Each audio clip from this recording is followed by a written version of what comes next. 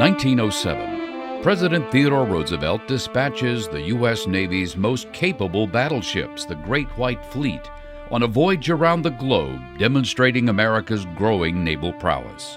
Dependent on coal, the Navy must contract with 38 freighters to follow and refuel the fleet during its 14-month journey.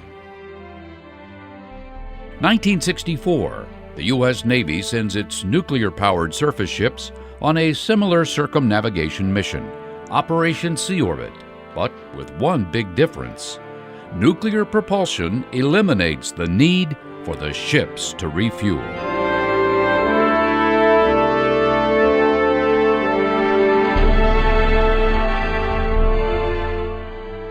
A decade following submarine Nautilus's triumphant message underway on nuclear power, the U.S. Navy fleet includes 3 nuclear-powered surface ships: guided missile cruiser Long Beach, guided missile frigate Bainbridge, and attack aircraft carrier Enterprise. The Big E, as she becomes known, is at nearly 90,000 tons, the largest and fastest warship in the world, with a flight deck covering 4.5 acres. Her 8 nuclear reactors generate 280,000 shaft horsepower, permitting the ship to achieve speeds in excess of 30 knots. Nuclear-powered ships are designed with stamina in mind, able to operate worldwide almost indefinitely and cruise at high sustained speeds beyond the capability of conventionally powered ships.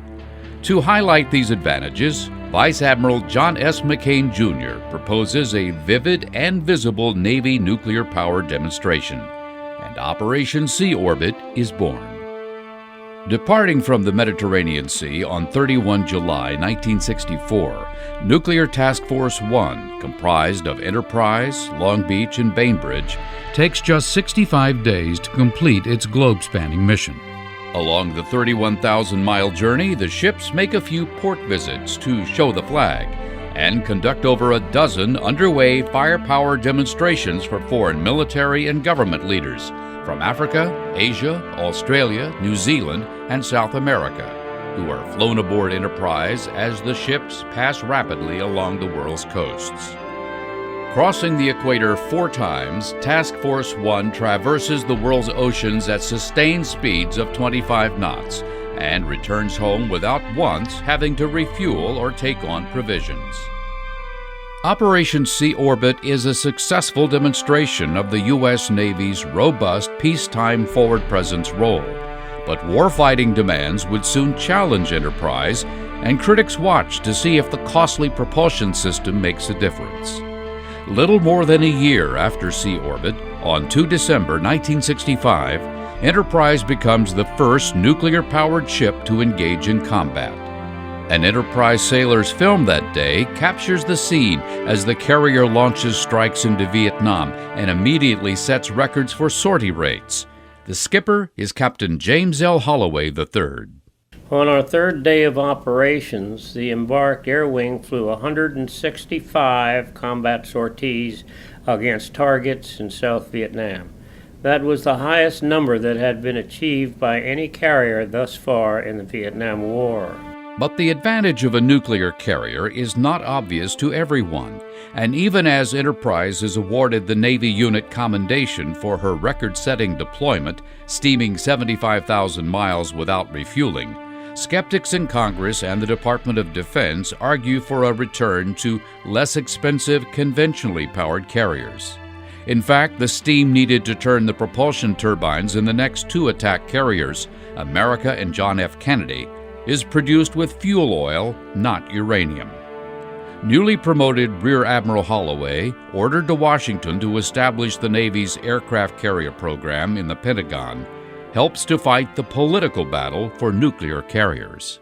When Admiral Rickover announced that he had the technology in hand to build a 2-reactor propulsion plant, the savings in construction and manpower convinced the Secretary of Defense to support authorization of a second nuclear-powered aircraft carrier.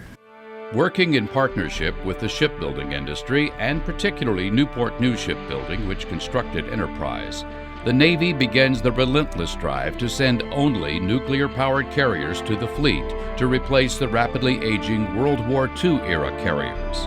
In 1972, Newport News launches Nimitz, the first of a 10-ship supercarrier class that will prove time and again in crisis, conflict, and humanitarian missions that the flexibility of nuclear power provides the Commander-in-Chief and the nation a unique and impressive strategic advantage. I christen the United States ship Gerald R. Ford. May God bless the ship and all who sail her. The November 2013 christening of Gerald R. Ford ushers in a new era of U.S. naval power.